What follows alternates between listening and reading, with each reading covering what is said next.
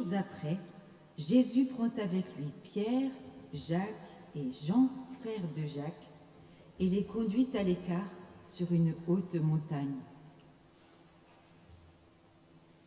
Frères et sœurs, vous qui êtes présents dans ce temple, vous qui nous regardez peut-être derrière votre écran, Jésus nous invite, nous aussi, à l'écart, sur une haute montagne.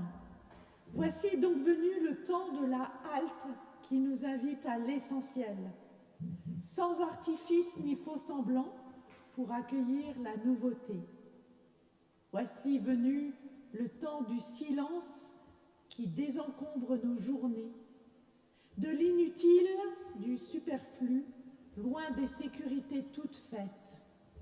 Voici venu le temps de la prière qui fait taire notre imaginaire, qui stoppe les courses folles où nous sommes embarqués. Voici venu le temps d'un dialogue avec celui qui est, qui était et qui vient.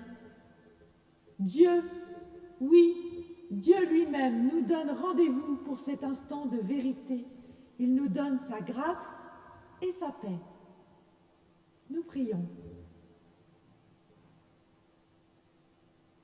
Dieu notre Père, nous voici devant toi, recueillis et prêts à puiser au plus profond de nos cœurs la paix et l'harmonie, l'élan et la force. Par ton esprit, viens les renouveler toujours, toi qui es la source de toute vie. Amen.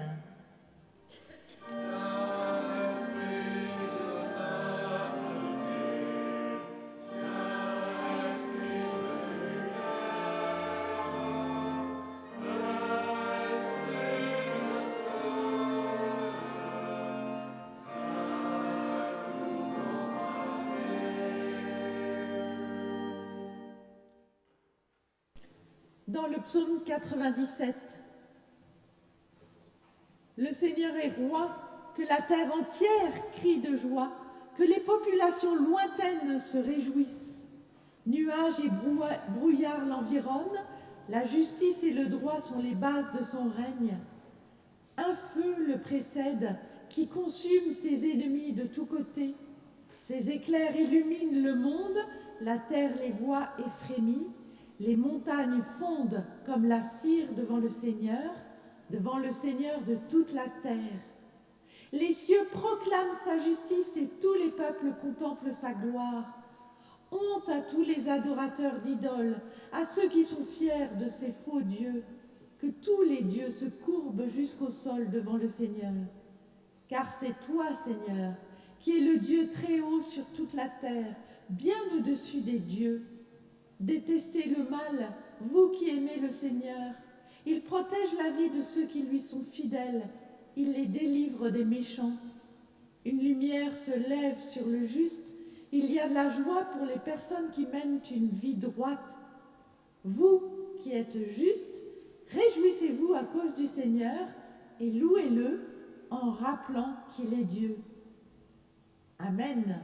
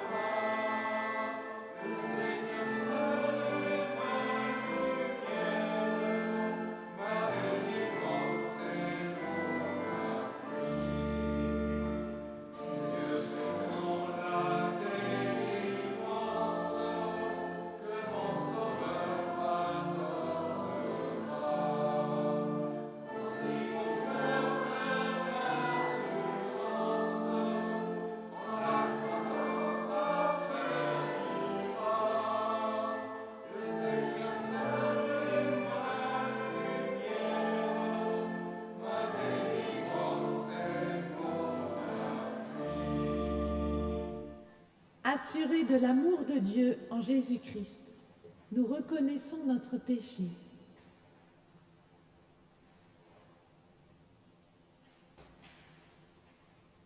Seigneur Jésus, regarde. Nous avons peur de l'inconnu, de l'étranger, de l'avenir. La fatigue et le doute entravent notre élan. La joie des commencements s'effrite sur notre route et le courage manque pour des marches nouvelles. Seigneur Jésus, entends. Nous nous mêlons au monde qui prête l'oreille à la voix des faux prophètes et au chant des sirènes pour éviter d'avoir à changer les témoins, pour éviter d'avoir à changer.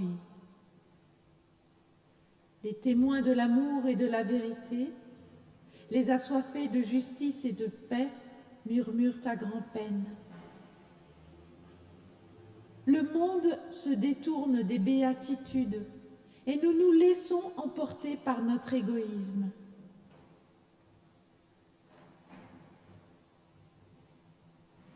Seigneur Jésus, comprends. Nous nous épuisons dans de vaines luttes. Nous peinons sous le poids de notre culpabilité et nous finissons par ne plus rien espérer. Redis-nous aujourd'hui la parole de vie et donne-nous le pain qui seul nous rassasie.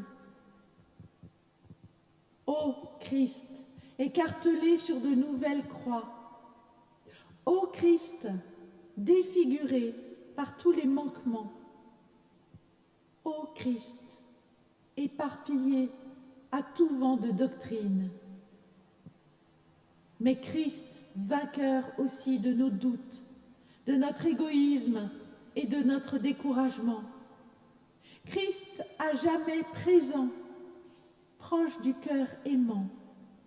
Donne-nous le pardon qui vient de Dieu et ressuscite en nous la foi, l'amour et l'espérance.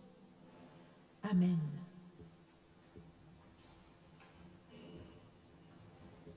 Frères et sœurs, vous m'attendez dans la toute-puissance, dit Dieu, et je suis dans la fragilité des hommes et des femmes. Vous me cherchez dans les étoiles du ciel et je vous rencontre dans les visages qui peuplent la terre. Vous me rangez au vestiaire des idées reçues et je viens à vous dans la fraîcheur de la nouveauté. Vous me voulez comme réponse et je me tiens dans le bruissement de vos questions. Vous me façonnez à votre image et je vous surprends dans le dénouement d'un regard d'enfant. Mais dans les ruines de vos errances, un avenir de tendresse se prépare. Oui, je vous attends comme la nuit attend le jour. Et dès aujourd'hui, je vous donne la grâce et la paix pour qu'elle demeure au milieu de vous. Frères et sœurs, que Dieu nous mette au cœur l'assurance de son pardon qui relève, qui ressuscite, et nous le signifions en nous levant pour écouter ce que Dieu veut pour nous et nous donne la force de faire. C'est vous qui êtes la lumière du monde. Une ville construite sur une montagne ne peut pas être cachée. On n'allume pas une lampe pour la mettre sous un seau. Au contraire, on la place sur le porte-lampe, d'où elle brille pour tous ceux qui sont dans la maison. C'est ainsi que votre lumière doit briller aux yeux de tous, afin que chacun voit le bien que vous faites et qu'il loue votre Père qui est dans les cieux. Dans un de ses discours, Nelson Mandela déclare « Nous nous demandons qui suis-je pour être brillant, merveilleux, talentueux, fabuleux ? En fait, qui êtes-vous pour ne pas l'être ? Vous êtes un enfant de Dieu. Jouer petit ne sert pas le monde. Se rétrécir devant les autres pour qu'ils ne se sentent pas en insécurité ne fait pas preuve d'une attitude éclairée. Nous sommes tous voués à briller, comme le sont les enfants. Nous sommes nés pour manifester la gloire de Dieu qui est en nous. Ce n'est pas le sort de quelques-uns d'entre nous, c'est le sort de tout un chacun. Et quand nous laissons notre propre lumière briller, nous donnons, sans en être conscients, la possibilité aux autres de faire la même chose. Quand nous sommes libérés de notre peur, notre présence libère automatiquement les autres. Amen. Et nous chantons « Viens, Esprit de la promesse ».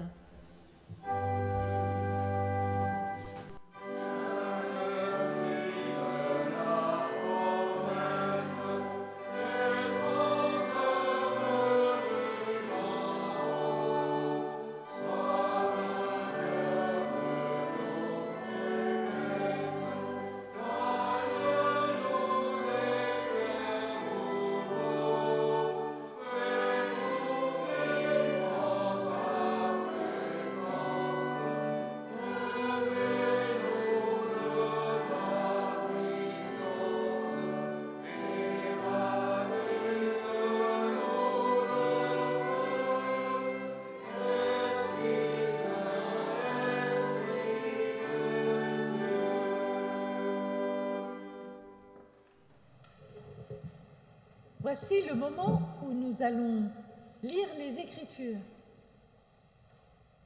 Alors souvent on se dit, la Bible, c'est la parole de Dieu. Oui, c'est la parole de Dieu avec un ingrédient supplémentaire. Si nous ne les lisons pas avec l'Esprit Saint, alors ces mots vont rester morts. C'est pourquoi je vous invite maintenant à la prière. Seigneur, donne-nous le souffle de ta parole, ton esprit d'amour, pour qu'il vienne prendre demeure en nous et ainsi transformer nos vies. Seigneur, donne-nous le feu brûlant de ta parole, ton esprit de vérité, pour qu'il vienne en nos cœurs nous donner force et courage de témoigner de toi dans nos vies, par nos vies. Seigneur, donne-nous par ta parole l'esprit de liberté, ce souffle de vie qui réveille les hommes et les invite à te suivre. Amen. Voilà, aujourd'hui c'est le jour de la transfiguration. On commémore la transfiguration. Et donc il y a deux textes qui vont vous être lus. Le premier dans l'Ancien Testament, dans le livre de Daniel, et le deuxième dans le Nouveau Testament, dans les évangiles, l'évangile de Matthieu. Alors, c'est un langage qui est parfois compliqué à entendre, à comprendre, parce que c'est un langage très imagé, qui ne nous parle pas forcément aujourd'hui, au XXe siècle, à Grenoble. Mais laissons-nous porter par les images, et puis après, eh bien, il y a une prédication qui peut-être vous apportera un éclairage. Voilà.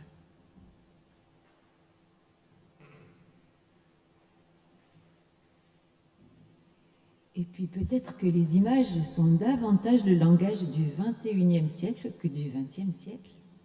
Alors nous commençons par le livre de Daniel, chapitre 7, versets 9 à 14. Je continuai de regarder. Des trônes furent installés et un vieillard vint s'asseoir. Il avait des habits blancs comme la neige et sa chevelure était comme de la laine pure. Son trône était comme un feu flamboyant avec des roues d'un feu ardent.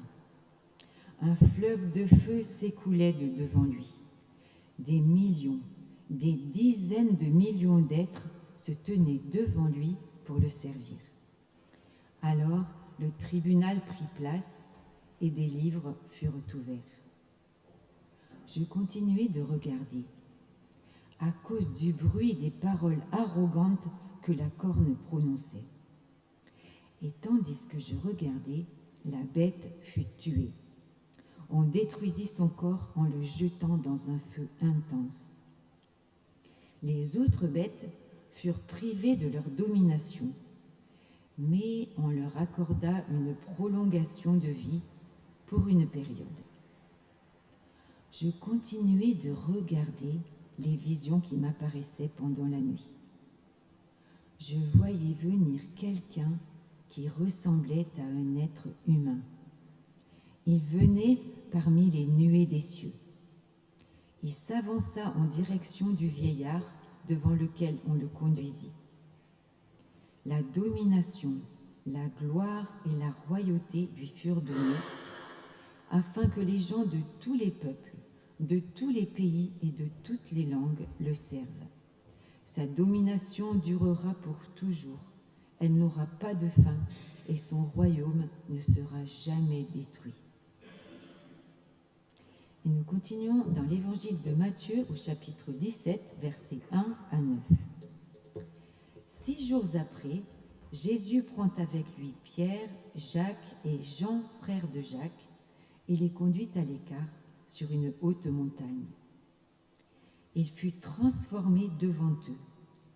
Son visage se mit à briller comme le soleil, et ses vêtements devinrent blancs comme la lumière. Soudain, Moïse et Élie leur apparurent, et tous deux parlaient avec Jésus. Pierre dit à Jésus, « Seigneur, il est bon que nous soyons ici. Si tu le veux, je dresserai ici 3 tentes, une pour toi, une pour Moïse et une pour Élie. » Pierre parlait encore lorsqu'une nuée lumineuse vint les couvrir, et de la nuée, une voix se fit entendre. « Celui-ci est mon fils bien-aimé, en qui je mets toute ma joie. Écoutez-le. » Quand les disciples entendirent cette voix, ils eurent tellement peur qu'ils se jetèrent face contre terre. Jésus s'approcha, les toucha et dit, « Relevez-vous, n'ayez pas peur. » Ils levèrent alors les yeux et ne virent plus que Jésus seul. Tandis qu'ils descendaient de la montagne, Jésus leur fit cette recommandation. Ne parlez à personne de cette vision jusqu'à ce que le Fils de l'homme ressuscite d'entre les morts.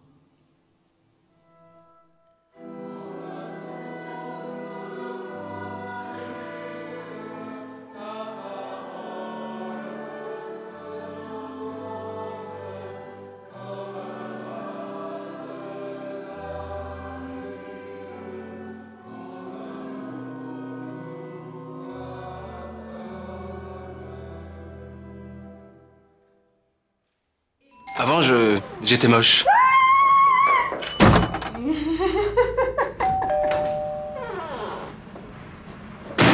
Valérie? Mais ça, c'était avant. Chris, vous allez vous aimer.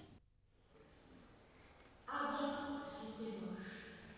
Beaucoup d'entre nous connaissent ces différentes campagnes de pub d'une célèbre marque de lunettes pour manifester qu'il y a un avant et un après.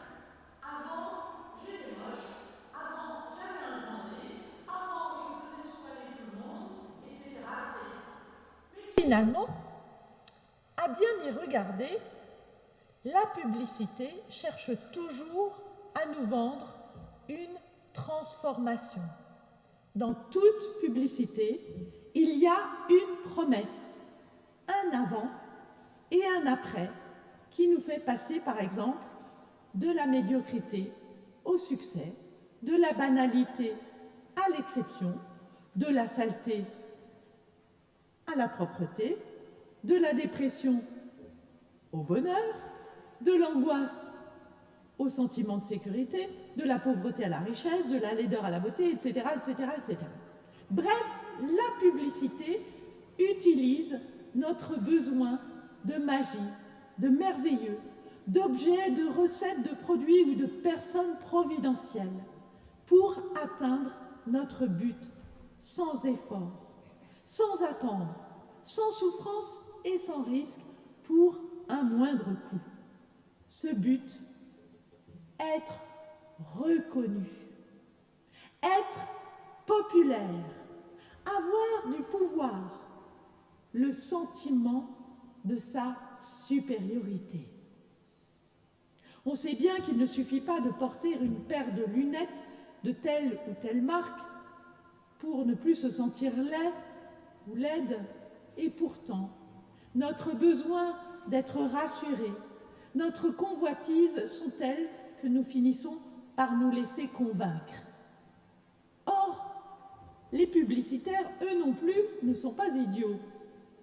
Ils ont bien constaté qu'il ne suffit plus de mettre une jolie femme en maillot de bain sur la carlingue d'une voiture pour la faire acheter, quoique. Avec l'objet, la machine, le produit ou le service, est-ce qu'on n'achète pas aussi de l'amour, de la joie, de l'harmonie familiale? Les produits doivent aujourd'hui permettre d'être élaborés, doivent être élaborés de façon éthique, produits de manière bio ou l'accollement, ou les deux, être fabriqués à base de déchets récupérés, des produits durables. Ils témoignent aussi parfois d'une spiritualité. On voit beaucoup de produits vendus avec une personne en train de méditer. Ils peuvent témoigner d'une solidarité ou d'une liberté.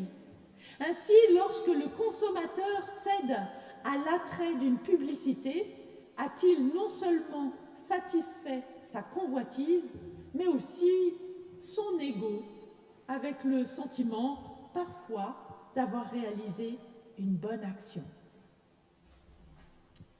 Durant mes vacances, j'ai passé un séjour d'une semaine à 2000 mètres d'altitude dans les Alpes de Haute-Provence, invité par une bergère à séjourner dans une des cabanes de l'Estive.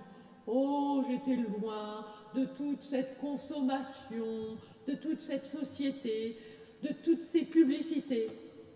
J'y ai retrouvé une vie très simple et rudimentaire, parfois même précaire, notamment en alimentation en eau. J'avais besoin de retrouver le sens du réel, je l'ai retrouvé, oui, et d'un essentiel, terre à terre, face à la montagne et face au ciel. Cela m'a particulièrement touchée. Et en même temps, cette semaine hors du monde est aussi très à la mode. Elle est devenue un exotisme, une aventure convoitée par beaucoup de citadins bobos. Même le retour aux sources peut être un objet de marketing valorisant à raconter sur WhatsApp. Et je l'ai fait, oui, frères et sœurs, j'ai envoyé parfois des photos ou des petits films sur WhatsApp avec de belles images que les amis vont envier.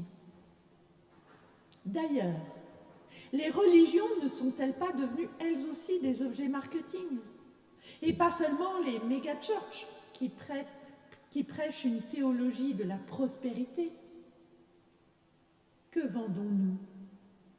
Du magique, du merveilleux, de la guérison inexplicable, de la bénédiction, du bien-être, une communauté fraternelle, un cocon protecteur, une assurance de vie éternelle ou même une identité. De même qu'il y eut une compétition entre lessives Pour convaincre que celle-ci l'avait plus blanc que celle-là, certaines églises en viennent presque à dire que leur baptême lave plus blanc que celui de la voisine.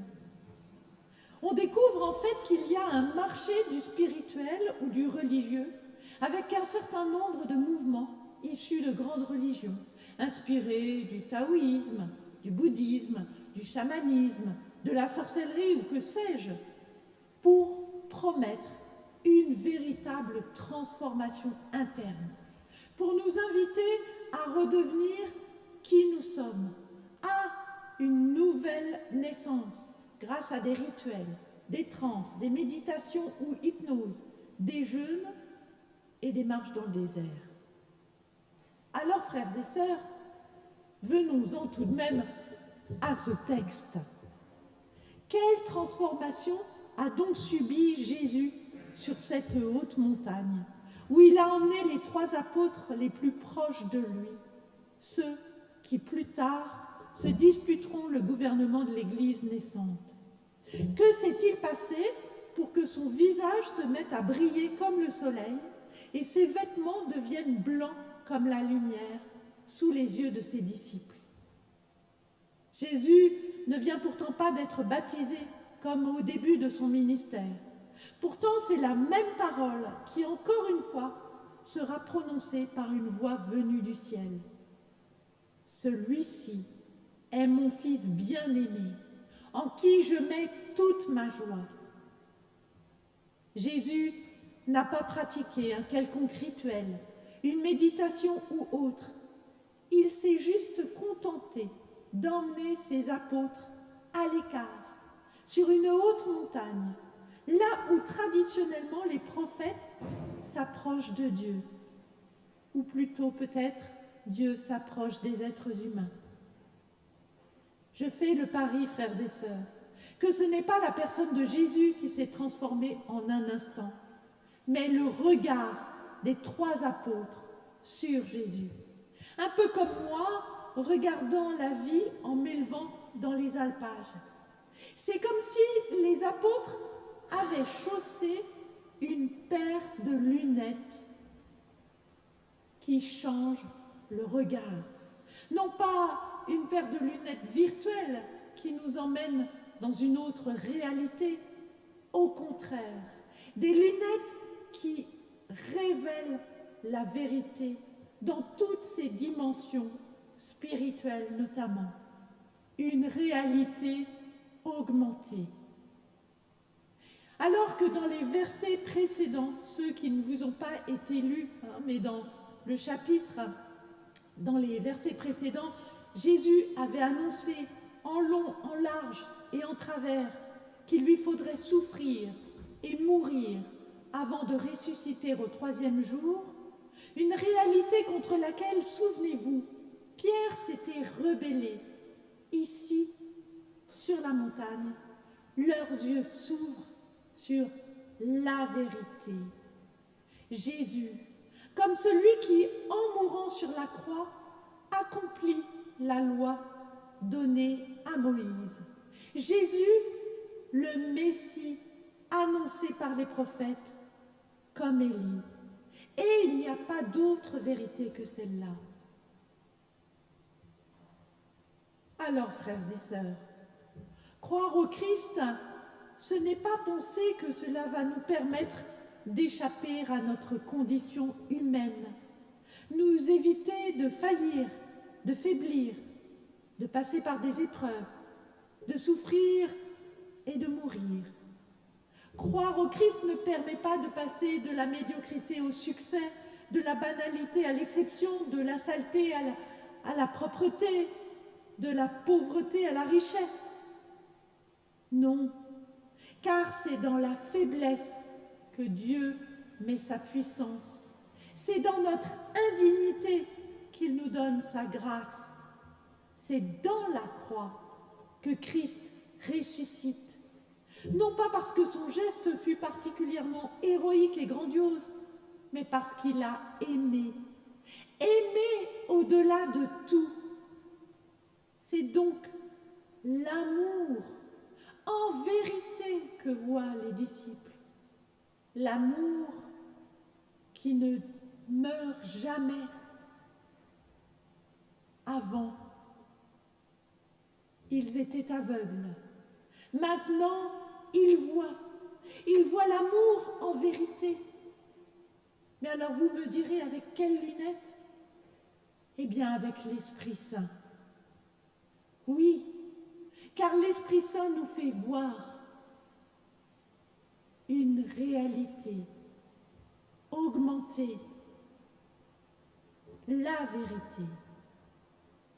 Mais Christ leur demande de ne pas faire de lui un objet marketing. Aimer en vérité. Voilà ce qui transforme nos vies, ce qui nous fait naître à une nouvelle vie. Amen.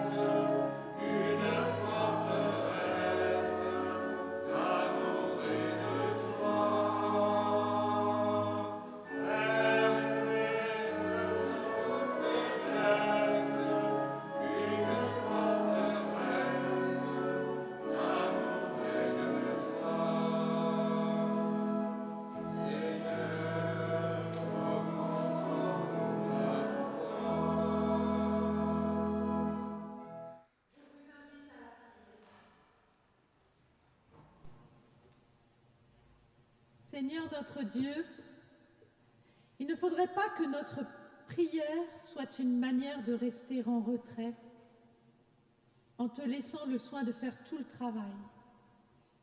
Alors, donne-nous le courage, là où nous vivons chaque jour, de prendre position au nom de notre foi, de ne pas mettre sous le boisseau, sous le sceau, notre attachement au Christ, même si cela doit nous amener ironie ou rejet. Donne-nous le courage d'ouvrir nos yeux sur les injustices qui viennent de l'argent, du pouvoir ou de la lenteur des administrations et de les résoudre avec nos moyens, en partageant mieux au nom de notre foi, même si cela doit amener la perte de notre tranquillité. Donne-nous le courage de participer activement à notre communauté paroissiale, afin qu'elle devienne le lieu où notre vie, avec ses conflits et ses recherches, se trouve éclairée par notre foi. Ne nous laisse pas au repos, Seigneur, tant que notre foi n'imprime pas son exigence sur l'éventail de toute notre vie. Nous t'en prions. Aide-nous à être des croyants dans la pratique de chaque jour, de nos pensées et de nos mots, de nos gestes et de nos silences. Monte le cri de détresse des hommes, des femmes et des enfants, et aussi la bonté, et aussi les murmures des voix que l'on oublie. Seigneur notre Dieu, quand la joie des commencements s'effrite sur la route, quand le courage nous manque pour des marches nouvelles, fais-nous espérer et aller aussi loin qu'entraîne ton amour. Élargis l'espace de nos vies pour être tes témoins. Élargis notre prière aux dimensions du monde. Nous te demandons d'avoir un cœur assez désintéressé de lui-même pour que beaucoup puissent y trouver leur place. Et comme Jésus l'a enseigné à ses disciples, tous ensemble, nous te disons, notre Père, qui es aux cieux, que ton nom soit sanctifié, que ton règne vienne, que ta volonté soit faite sur la terre comme au ciel. Donne-nous aujourd'hui notre pain de ce jour. Pardonne-nous nos offenses, comme nous pardonnons aussi à ceux qui nous ont offensés. Et ne nous laisse pas entrer en tentation, mais délivre-nous du mal, car c'est à toi qu'appartiennent le règne, la puissance et la gloire, pour les siècles des siècles. Amen. Pierre dit à Jésus, « Seigneur, il est bon que nous soyons ici. Si tu le veux, je dresserai ici 3 tentes, une pour toi, une pour Moïse et une pour Élie. » Frères et sœurs, ne cherchons pas à figer l'image de celui qui est la vie. Notre Dieu a un visage, celui de Jésus-Christ, à saisir dans l'instantané de nos vies, dans la rencontre avec tendresse, courage et vérité. Notre Dieu a un visage qu'il nous est donné de découvrir dans la rencontre avec nos frères et nos sœurs, un visage que nul ne peut retenir. Oui, il se donne à voir, à contempler, à toucher, à sentir, à entendre, par et au-delà de nos sens. Il se donne à voir par les lunettes de l'Esprit Saint. Alors, frères et sœurs, allons, portons ce témoignage d'une présence réelle au cœur de ce monde. Par son Fils Jésus, Dieu nous bénit. Que l'amour de Jésus-Christ, notre lumière, vous accompagne et vous rende vous-même rayonnant et fraternel. Allez dans la joie du Seigneur ressuscité. Amen.